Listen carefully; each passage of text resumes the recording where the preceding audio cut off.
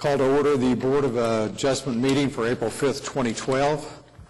Remind you to turn off your cell phones if you've not done so already. Our first order of business is to receive the minutes of March 15th, 2012. So moved. Second. There's a motion and a second. Register your vote. Minutes are approved. There we go. Any continuous requests from the staff? We have none today. Any continuous requests from the public? Hearing none, I would move on to our first case. Item number 1, case number 13534, request of 808 Indoor Skate Park for a variance to the required number of parking spaces located at 224 Northeast 46th Street. Your name and address for the record, please. Patton Simpson, 2733 Claremont Place, Oklahoma City, Oklahoma. As I recall, when we were last together, the board asked you for some documentation or something to indicate that you had agreements with your neighbors regarding the parking. That is correct. I went to the 3 neighbors that are around my facility, to the west, to the east, and to the vacant property that is across the street, owned by Mr. Gamble. I did receive one acceptance of extra parking from one of my neighbors. As far as Mr. Gamble goes, he was not able to promise me anything due to the fact that they're in the process of leasing the property, but also saw fit that he, in the future, would not see a problem if that be the case. As far as one neighbor that did not want to be a part of the overflow parking, just said that he really didn't want to be affiliated with the skate park. And with regard to the neighbor who accepted, how many spots? Approximately about 10 to 12. Okay.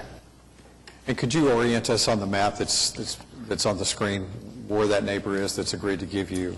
Yeah, that would be what's marked existing building to remain. And he has those parking spots at the very bottom that are canceled out. And then he has available parking, which is at the very front of his building also as well. Approximately four parking stalls in the front. Is that over on Northeast 46th? Yes, sir. Okay. And I did make a copy of the agreement.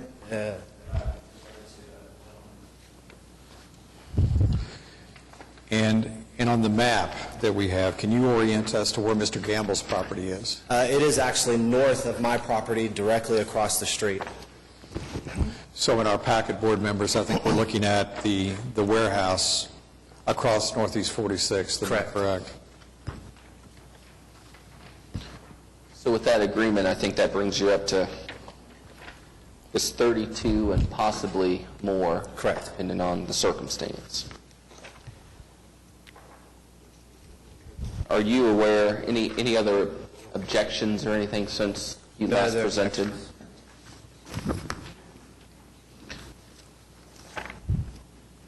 Well, given your efforts and what you've represented here today, then I'm going to move that we approve the application. Second. I have a motion and a second. Register your vote. I got a question before we vote. Can that be on unlimited? Can we do a time frame on that? You could allow for a period of time. I would feel more comfortable if we had a 2-year time limit on it, so we could look at the thing again and see how it works this way. And I would feel a lot more comfortable that way if we could get the motion to. Well, I accept that as a friendly amendment. Okay. And I'll second that amendment. We have a motion, an amended motion. Register your vote. You are approved. Thank you very much.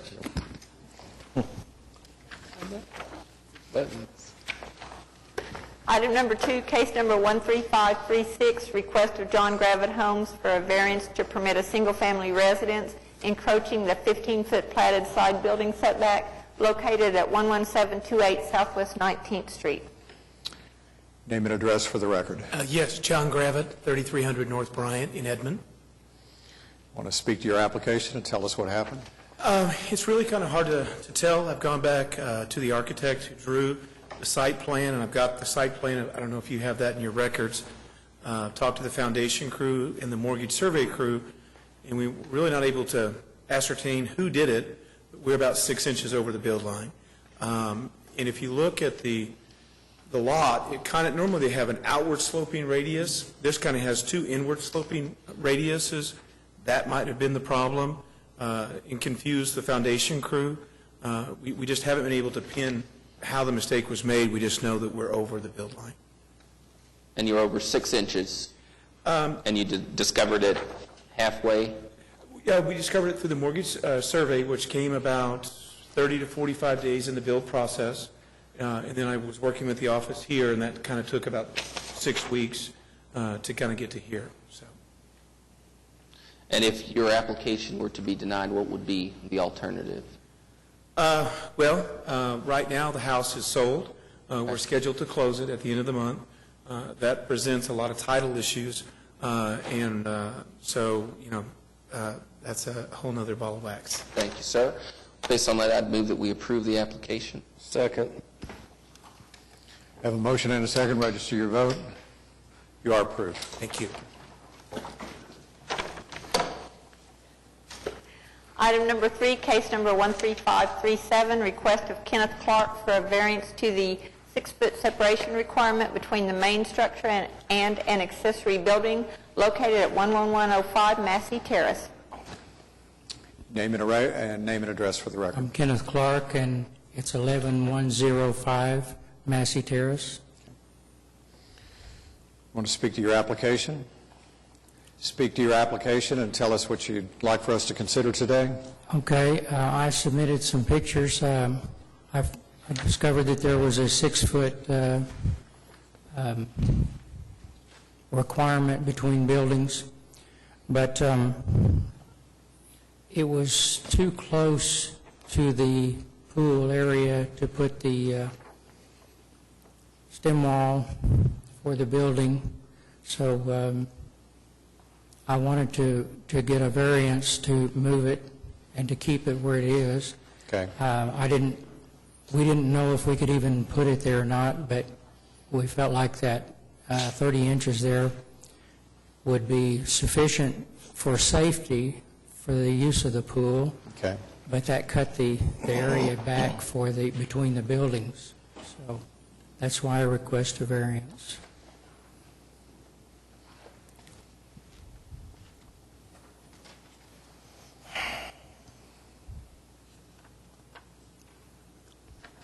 I use the boards there. There's 2 boards laying there. They're at the 6-foot mark. That put it 14 inches to the step. So, in keeping the stem wall where it's at would give us 30 inches of usable room inside the building for the pool entrance to go into the pool and out. But it would only leave for approximately 4 foot 6 inches between the buildings. So about 50-some inches. So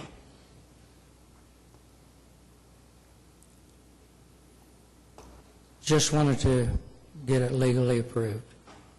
We didn't even know if we could do it, and then before we know it, we were too far along. So I'd make a motion to approve the variance. Second. Have a motion and a second. Register your vote. You are approved. thank you, gentlemen. Item number 4, case number 13538, request of Alan LeMay for a variance to permit the installation of an attached sign exceeding above the height of the building located at 432 Northwest 10th Street.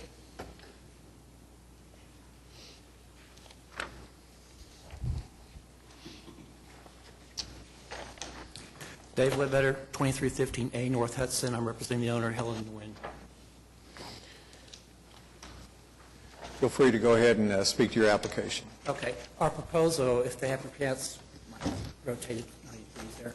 The intention was to create a monument sign on the corner of 10th and Walker. Their existing logo identity has a vertical go-go and a sushi adjacent to it. And we're just trying to make something of an ordinary building, trying to make it somewhat attractive.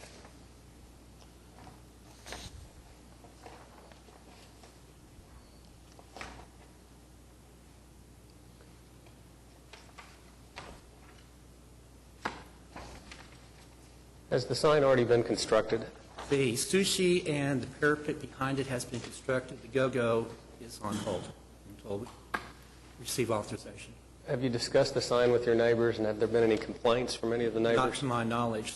Many of the neighbors are actually my clients, too, so. And there's peculiarity to this particular piece of property due to the fact that the north facade of this is considerably removed from the intersection of 10th and Walker. The rest of the adjacent properties, is Kaiser's, Brown's Bakery, are much closer to the intersection, and they have a building facade which is much more amenable to do large signage, where we basically have glass. Is it just going to be the sign, or is there going to be a flagpole on top of the sign? We've got a pole on there for festival days. If you don't want to do that, we're quite able to eliminating that. And I can't tell from this drawing how far that sign extends above the building. Looks like it might be about 6 foot. Is that It extends approximately 6 feet above the parapet, which we've built. okay? Above the parapet around the top? Correct.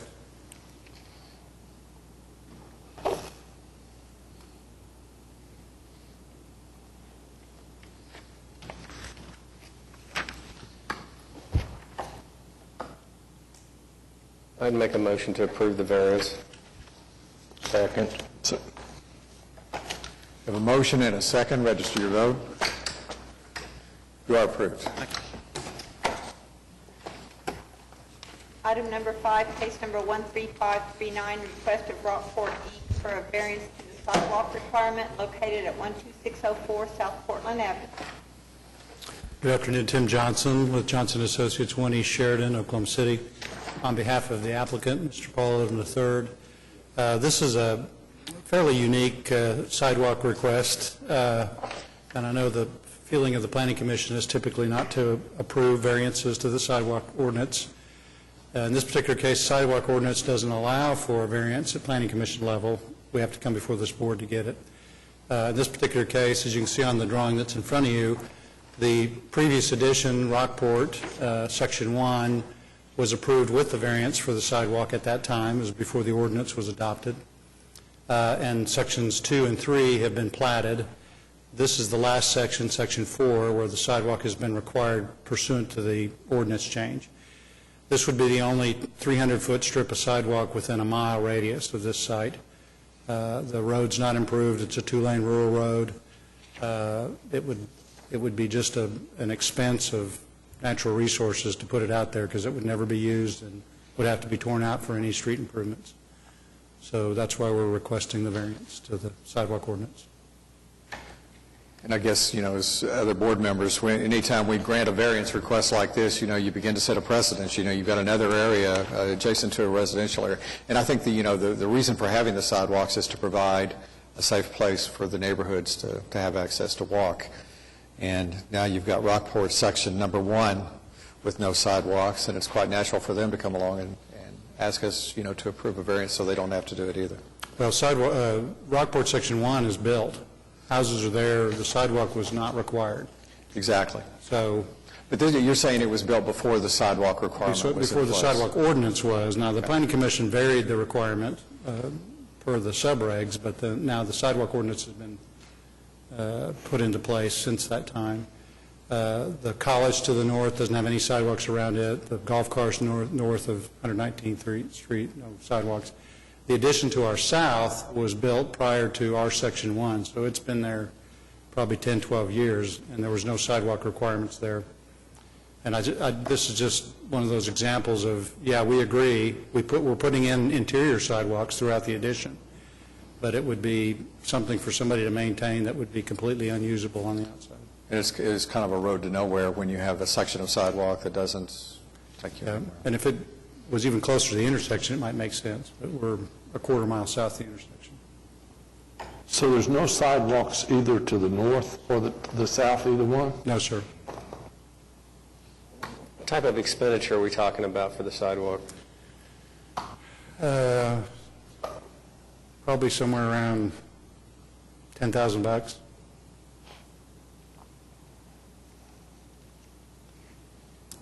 It's probably not as much the money as it is the principle of now somebody's got to edge it. And, he'd much rather plant trees and make his entrance nice like he does on all of the other additions. And to some degree, some consistency would need to be Yes. there, I think. Well, I would move to approve the application. Second. We have a motion and a second to approve the application. Register your vote. Thank you very much. You are approved. Item number 6, case number 13540, request of Warren Real Estate Holdings for a variance to the hard surface paving and landscaping requirement located at 15 North Meridian Avenue. Good afternoon. My name is Mark Ritchie at 7528 Northwest 132nd Street. I'm the civil engineer related to this application, so I appear before you this afternoon on behalf of Warren Real Estate Holdings, the operator of Warren Caterpillar at the northwest corner of Meridian and Reno. 10 years ago this month, Warren came into the community through the buyout of the former DAR equipment operation at the same site. Since then, they have purchased and owned the 20 acres of I-2 land just to the west of them, and they operate a rental equipment facility for heavy equipment. They are the location where new equipment is received and prepped for delivery to clients, purchased the equipment. OG&E just bought a bulldozer from them. And the third thing they do there on that site is they service the equipment. The primary reason we're asking for this 5 acres of expansion is all three of those uses require the parking and staging of equipment on the site. Their current facility, they've outgrown it through their success in the community, and they're needing growth room where they can park more heavy pieces of equipment. And for instance, I want to emphasize that this isn't like a retail parking lot where you have constant movement of equipment. This is more where semis deliver a piece of equipment in the interior of the facility where hard surface pavement exists. Then they take that piece of equipment out and they park it either until it's delivered to an individual that's purchased it, or until it's brought out into one of the shops for service, or until it's leased out and delivered to a client anywhere in the 5-state region. So there's not a lot of activity either in the back corner where they do this currently, or will there be in the 5 acres where we're asking for expansion. Show us on this map where this road is that you're asking for. Okay.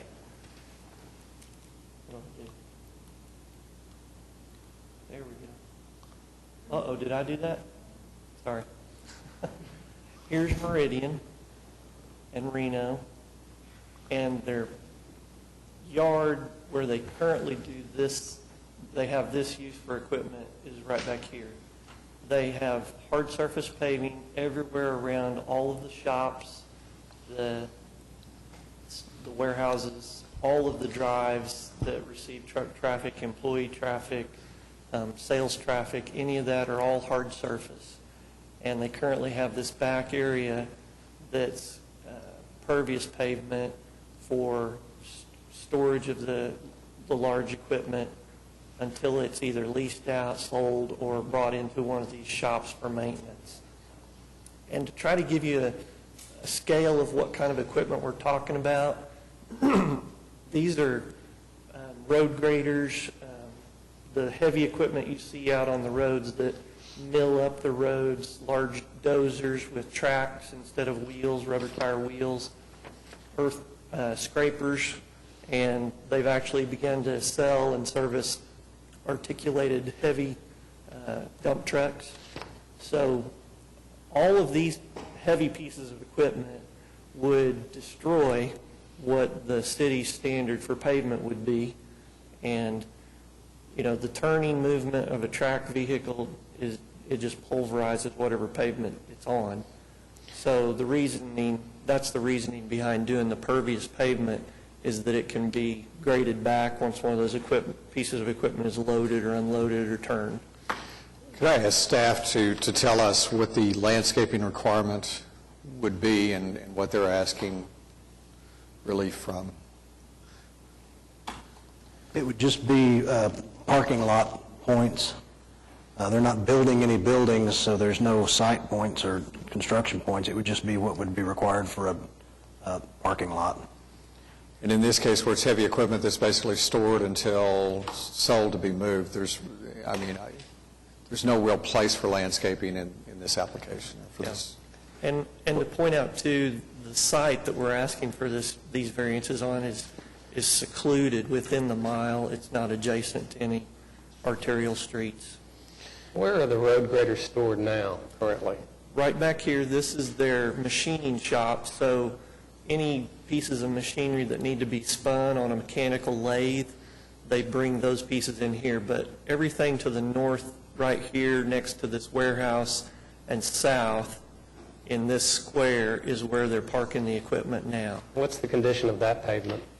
It's all gravel, and what they do is periodically they grade the little lanes between the parked equipment to smooth them out on a monthly basis or something. If they bring in a real heavy piece of equipment or a heavily loaded truck that ruts it up, then they just smooth it back, and that would be the exact same type of use over here in these 5 acres. And we'll be doing a cyclone-type security fence all around this. We'll also be doing the security lighting around the perimeter that points in at the equipment, and the site is patrolled by security, too. And then who owns the property to the north, the west, and the south of the yard? The west is still owned by Warren Real Estate Holdings, so the applicant. To the south, we have a letter of support from our adjacent owner to the south, their agent, Lyndon Ricks. And then to the north, I don't know the owner, but it's under construction now, and it's a warehouse facility, and it's the last vacant tract along here. Have you received any complaints from the owner to the north on what you're proposing? No, we haven't. Is there anyone in opposition here today? And I would note that the letter of support for your application notes that I guess you have an agreement over the type of surface, that it will be one that where dust is not an issue and so forth. Correct, and I apologize I didn't bring that up earlier, but the pervious pavement will be top dressed with asphalt millings, which is a non-dust producing material. So where this is gravel over here and we're not getting complaints, we're doing the next better thing over here, so we don't expect to get complaints from the new expansion area either. I would move to approve the variance. Second. We have a motion and a second. Register your vote. Thank You you. are approved. Item number 7, case number 13244, request of Doug Friesen for extension of the time period approved for completion pursuant to an order of the board located at 524 Northwest 17th Street. Mr. Friesen. Doug Friesen, attorney for Burton Mary Bowman, 1309 North Chartel. When last we spoke, I believe that there were 3 areas of concern that the Board of Adjustment had that were referred back to the Historical Preservation Commission for approval. One of the items was the door and the side light. That has been changed to come into compliance with the recommendations of the Historical Commission.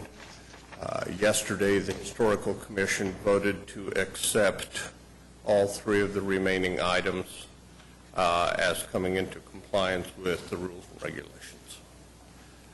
All of the work has been done, so at this point, I guess I would urge this commission to grant what was originally my motion for continuance, but I need no extra time because the work is completed at this point. Thank you. At this time, I'd like to ask Catherine. To Catherine Montgomery, Historic Preservation Architect. I provided for the commission today, due to the short time frame, the photographs that were prepared for the HP Commission that heard the case yesterday. And they show the photographs as of January 27th. And then starting on page 4 are the photographs, that's January 27th, sorry. Starting on page 6 are photographs as of March 30th. And because the Commission had expressed a desire to know what the other properties surrounding this property looked like for, measuring whether the windows fit with the district or not, the subsequent photographs or following photographs were also provided. You can see from the photograph on the bottom of page 6 that the original arched tops that the Commission did not like over the for the door window and the side light have been replaced with a straight across the top.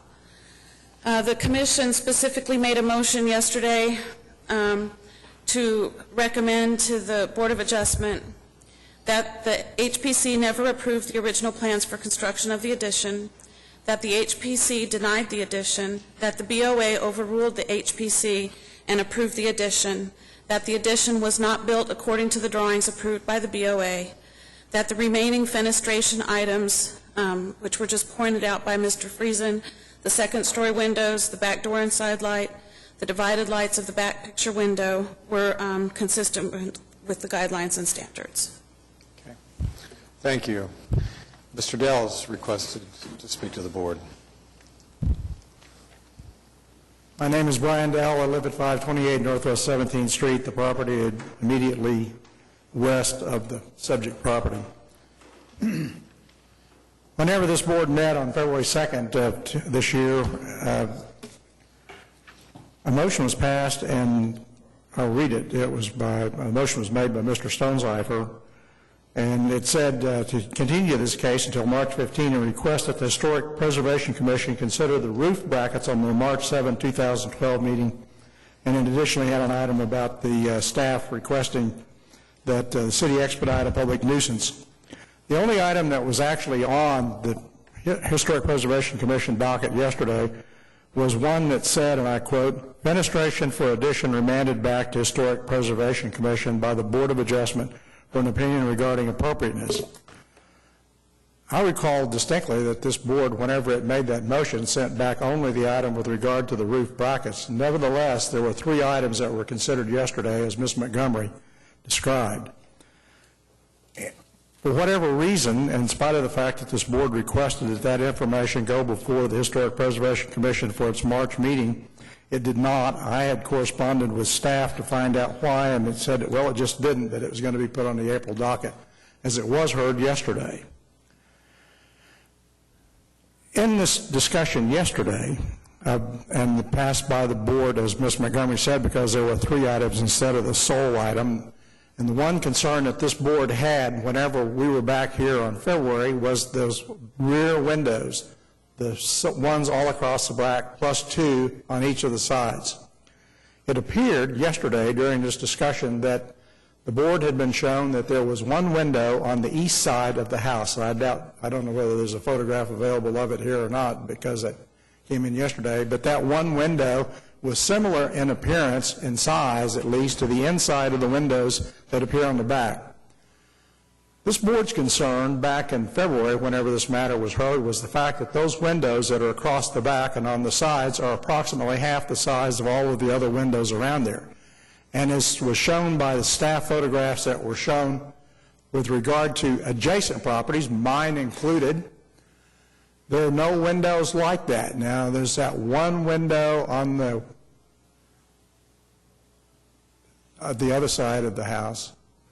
And just for clarification, you're referring to the windows just under the eave on the back of the house. Right. If you look at this photograph that you have up there right now, those windows, and I would tell you that the photographs that I provided to you were later than January 27th of 2012.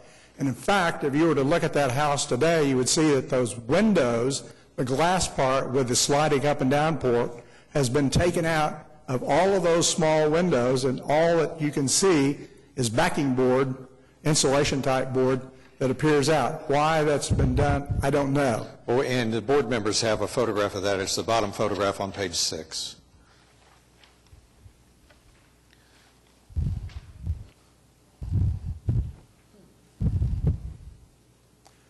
But the concerns of this board were, rightfully so, whenever this discussion was had back at the February meeting, is that the outside edges as well as the areas in between the windows were not anything like anything in the neighborhood, nor were the size of those windows consistent with the remainder of the windows in the house. Much of the discussion that went on yesterday had to do with the front windows as to whether they had divided lights or not. Those windows have been there basically as long as that house has, with the diamond-shaped lights both on the first floor and on the second floor and on the side of what would be the living room. In other words, that when I look off my porch to the east, I see a window that's approximately 2 feet high by 5 feet wide that has diamond lights in it, just like the front windows on the lower part as well as the upper part. The discussion, at least in part, and they had asked apparently someone from Mesta Park's Historical Review Committee, who never apparently ever contacted me or my wife with regard to anything about this, was that the materials were consistent with historical preservation. That is, that they were wood and that these were glass. It's clear that these windows are not like anything at all in this neighborhood. My house has been there about as long as this one has, and I don't have any windows like that on any level. And that it's very difficult for me to understand how there would be a recommendation that those were consistent with historical guidelines as was reviewed thoroughly by this board on the February meeting. And your determination at that time was that they weren't consistent. And based on this minute and my recollection, I do not recall that this board referred those windows back to the Historical Preservation Commission. And it is certainly not reflected other than this blanket statement, the fenestration. So those windows that are shown on page 4 were replaced by the windows shown on page 6. I don't have page 4 or page 6, I don't know. It looks like the ones on page 6 are horizontal slide windows, and the ones on page 4 are double hung.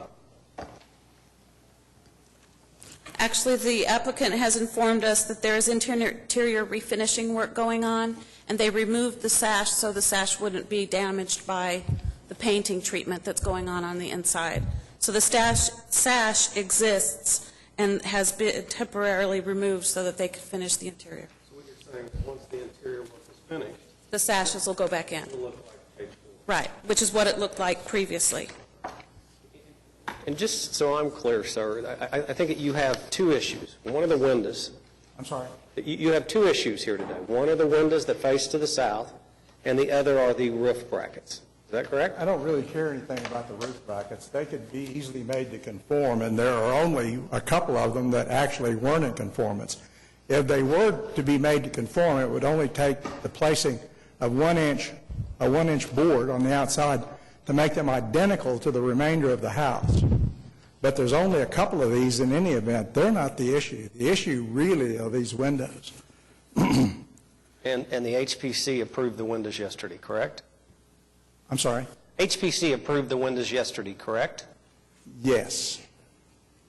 And were you present and able to raise some of these concerns with the commission?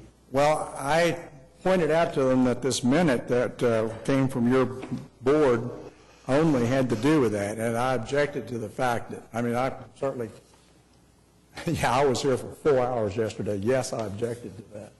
And that I did bring up the fact that you all, as well as anybody else looking at it and looking at the original drawings, knows, as you noted, that these windows are half the size of the ones that were in the drawings. And I think, from our perspective, we are not tasked with being the experts in terms of, the features of the home and what conforms and what doesn't. And so what HP recommends or recommends against is going to carry some weight with us because that's their job. That's, however, if and I think, Mr. Jones is making the point, you were present at the meeting, you did have the opportunity to address your concerns with them. And basically, I think procedurally, At this point, we are limited to either grant or deny the application, correct? That's right. Actually, the application was approved, it's the continuance now. The continuance, you said that much better. Since the HP Commission determined that it was in compliance with the board's original order, actually the applicant could withdraw his continuance now because he's in compliance with the board's order. Mr. Dell, I see you've got a page that you wanted to... I finally found the picture that I was referring to. Can you give us the page number? Page number 5, I think. Page number 5?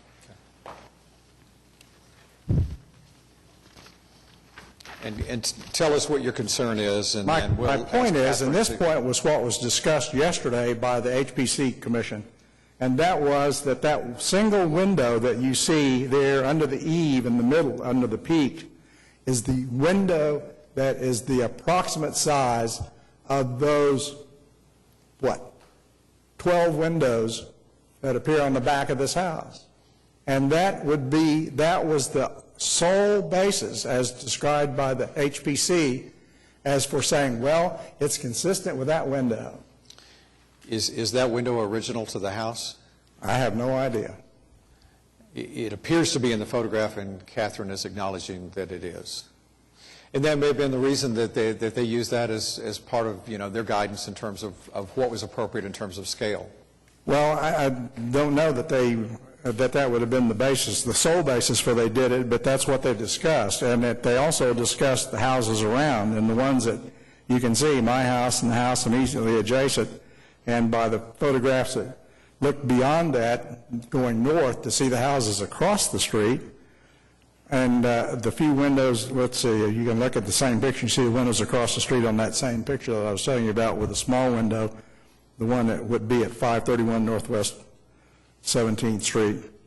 There are no windows like that except for that one window, and to use that as the basis for making a determination that it was historically accurate in that area, to have those all the way across the back, particularly since I showed you all pictures from the windows that were there before this addition was made, whenever I presented the materials to you both, I think in February as well as in March. These windows are half the size of the ones that were there.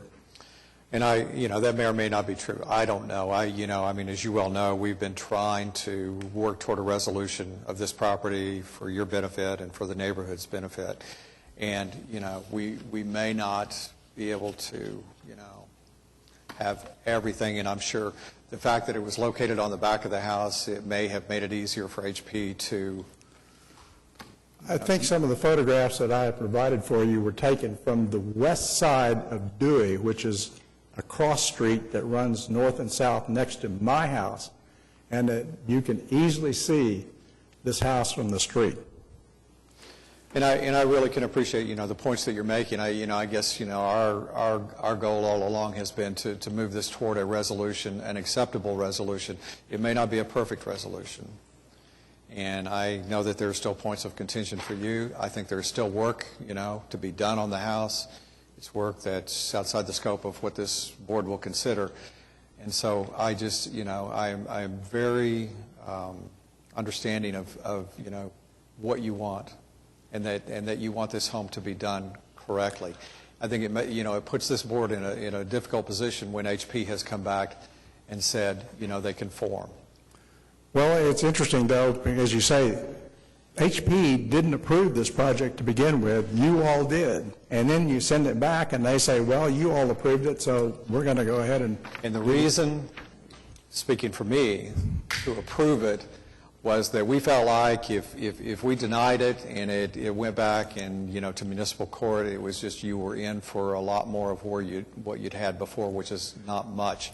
And our objective, imperfect as it may have been, was to move this forward and to make measurable progress toward the restoration of this house. I certainly can understand the idea about getting it done, but this project now is a teenager.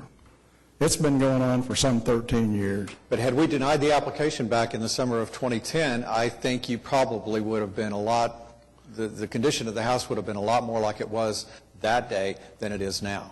Well, The effect of it has been that over this period of time with the house in its present condition has, as I pointed out to you before, devalued my house by approximately $110,000. And that there is no promise of any end in sight. This is the delay in this thing, the matter of presenting to the board today to suggest that there be an additional continuance, even though the applicant says that no, we think we'll get it done with that period of time. That's been 2 years from the last time that they did that. And as I say, this project's been going on for 13 years. And that, in my experience in district court, I've never had anything that went on for 13 years. And I don't have any problem at all about that. We've had it for less than 2, so tell me what happened in the previous 11 years. They were obviously able to buy time and work on the house, but, you know, the condition of the house 2 years ago was not the same as what you have now. And our goal was to make it better, and I hope that we have. But you know, if it's not perfect, I understand your concerns about that. I don't know whether perfect is available to us reasonably. Many of us wonder if this actually represents an improvement, and we don't think so. I think, Mr. Chairman, at this point, the only thing we can do is grant the application, deny the application, or Mr. Friesen can withdraw the application. And that's all we can do. We have been very sympathetic to your concerns, and we've tried to address those concerns within the powers that have been granted to us. And so, out of those 3 options, is there one that you're advocating? I'm sorry? We can grant the application, we can deny the application, or Mr. Friesen can withdraw the application. Is there a position that you're advocating here today? Well, I don't want those windows the way they are, so that basically is the position that we take. I mean, we have other problems, and you look at it, you see this backyard right now. Whenever I file a complaint about junk in the backyard, somebody drives by and says, oh, it's okay. I've given you pictures that show that backyard. But nobody seems to be really concerned, and that's the problem that is so frustrating to us, particularly in the Heritage Hills Mesta Park area with regard to getting any conformance and compliance or enforcement. It's very difficult for us. It's really a contrast of what it was back in the late 90s, whenever citations were issued on a daily basis and things got done. Mr. Chairman, I'd like to call the question. Dan, did you have a comment? No, you may want to require from Mr. Friesen if he wants to withdraw his application at this time. Mr. Friesen, are you asking this board to grant your application, or are you withdrawing your application? I would move at this time to withdraw my application. Before you vote on that, one thing that I'd like resolved is that the steps at the back were a temporary solution, and so to me that means that the permanent solution still needs to be constructed under this request for an extension. So to withdraw it, then there would be some work left outstanding. Okay. I mean, unless the applicant chooses to make that the permanent condition and the board accepts that. But I thought it was withdrawn, this application, and it was simply for a request of an old deadline. Well, I think what we have here is he's made a motion to withdraw his application. We can decide whether to accept that withdrawal or not. I think what Kathy's concerned about is should the application be granted to allow him to complete some work that's unfinished. I was under the impression that it had all been finished. It might, if it's the board's desire to continue this, grant the additional continuance for the purpose of completing the work that's to be done, then that's probably what you need to do. And Kathy, can you tell me again what's the work that needs to still be done, please? The only thing that I'm aware of is this, using this photograph right here, are the steps and platform that's out there now was temporary, but so that they could continue doing some other work, and then they would come back at a later date and do a permanent staircase. It doesn't matter to me. I just want to make sure that that's not an item that's left unresolved by withdrawal. I wouldn't make Mr. Friesen, could you address that? Yes, if I could. After the house is completed, the owners anticipate submitting for a certificate of appropriateness to rebuild the garage that used to be on this property. When that happens, there is going to be a lot of paving done. While for them, this is a temporary solution. The temporary solution is 2-3 years' worth until the garage would be finished and all of the concrete work be done. The back steps have been made in such a manner that they could be a permanent back stairs. They are piered, they are solid, they've been made out of material that is not going to deteriorate in the weather. And so... When can you have that done by? Excuse me? When can you have that done by? My point is, they can't have that done until they figure out what is going to be approved with the garage, because they want to, depending upon what is approved with the garage. Other than that, they'd have to go in there and break. They would like to have these made out of concrete eventually, but that I would not anticipate that happening for a couple of years until the house is completed. I think what I hear him saying is, you know, the replacement, the permanent replacement of the back steps would, you know, concur with rebuilding of the garage and doing some other work in the backyard. So our position would be is that we, you know, either take it as is and that, you know, that item be dealt with at the same time that they deal with the other improvements in the back. Correct. And I guess, you know, if you made the other improvements in the back and you didn't do the back steps to conform, then a complaint could be filed and that would trigger a hearing or an action on that. Am I correct? I believe the back steps are in compliance with all applicable rules and regulations, including the railing. I'd make a motion to accept his request for a withdrawal of the application. Second. I have a motion and a second to accept the applicant's withdrawal of the application. Register your vote. You are approved. Okay. Move to adjourn. Second. A motion and a second to adjourn. We are adjourned.